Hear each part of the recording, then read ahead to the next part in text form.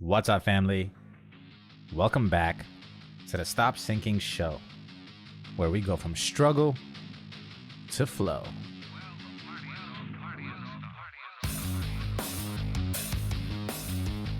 Happy New Year. May this time next year, you are sitting here with me celebrating the life that you deserve. This episode is sort of a dedication to Dan Miller. For the past 17 years, he has been the host of the 48 Days podcast, based off of his 48 Days book, which is short for 48 Days to the Work and Life You Love. And even before that, he used to be live on the radio and a leader of these principles in his church and his community. He was the first podcast I ever started listening to when I used to drive around for work in the tri-state area at 18, 19 years old. That means from 18 years old until now at 35, my entire adult life, I have been listening to him. I don't know if I would have ever started podcasting myself if the seed of it wasn't planted by me listening to him. And as of this last Friday, he has decided to end his podcast after 17 years because he was diagnosed with advanced pancreatic cancer. And so as heavy as that is sitting on my heart, I can't help but want to celebrate him and maybe share a little bit of remorse that I have after all these years of listening and maybe not doing right by him. The whole concept of his book and podcast is the belief that in 48 days, you can change directions in your life towards a life and career that you love. And usually by the second week of November 14th, I believe, people in his community set goals for the following year in the different areas in their lives, or anytime if you are so inclined to change your life. The book serves as a manual for people to be helped with job searching, interviewing, and just overall gaining clarity on what a better life, or a life that they may love, actually looks like. And while I sit here, thinking of all the years I have listened to him reinstill the belief in me that indeed a life that I love is actually possible. And I don't know if I would have ever been as aggressive in my job pursuits or lateral moves if I didn't have his voice in the back of my head, that belief that I took on, that I can create a life and work that I love doing. I still, though, am sad to admit to myself that I have failed to apply his principles fully. And I have stretched out the 48 days to the life I love into 17 years to a life I have yet to even begin loving or really living. And all the years, almost every episode, I had thoughts of writing to him. But I never got enough clarity on what to say. And part of me already had the voice of him in the back of my head, pointing me to the very things I know I should be doing and I'm avoiding. So it never felt like the right time to solicit his help.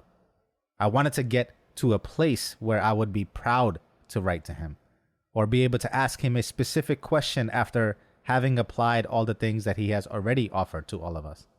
And now I am heartbroken to think of the fact that I will never get that chance again. And if you listen to his last episode, you could not tell the man was telling us about his terminal diagnosis. So I don't want to mourn a living man. I want to celebrate him. Death is the middle of a long life, and to me, it is clear that he will live on in eternity. And the best that I can do to honor his life is to honor my own, to live out his principles as if they were mine. He shared that on his front door, they have a plaque that says, "And so they built the life they loved." Him and his wife built a life that they loved. And so I wanted to come here as I share my own remorse, but also in the midst of an awakening, to ask you this one question. Are you living the life you love? And if not, how many more years? How many more New Years that come and go? How many more groups of 48 days of which you get 7 or so a year? How much more time before you start creating the life, the work that you love, and that influential legacy that you build towards. You know, even after 17 years of listening to him, in a weird way, it feels like no time has passed. Life goes by in a blink. No matter how long you get to be here on this planet, whether that's 76 years or 46 or 106, it all goes by in a blink. It never feels like it was enough. It never feels like you really got your fill. Because in this moment, the present moment, the now, where all of life, the past, the present, where all of it is experienced, it feels as fast as the seconds and the moments passing. Years feel like seconds passing. And so all you can do is build a net through your purpose, through your calling, through your vocation, through your impact. Build a net to catch all of those moments so that they may all amount to something, so that you can pass peacefully without a yearning for more. Mark Twain says the fear of death follows from the fear of life. A man who lives fully is prepared to die at any time. And your opportunity to meet life fully is waiting for you, calling for you in each moment. But it has to be done consciously. It has to be met willingly. It has to be expended towards, not by default. Or else you will just survive. Your brain and all of your being is just hell-bent on preserving energy to survive. It does not bring you to greener pastures on its own. It must be walked towards. Thriving is a conscious choice, even if you slow walk it, even if you took 17 years to come to this realization.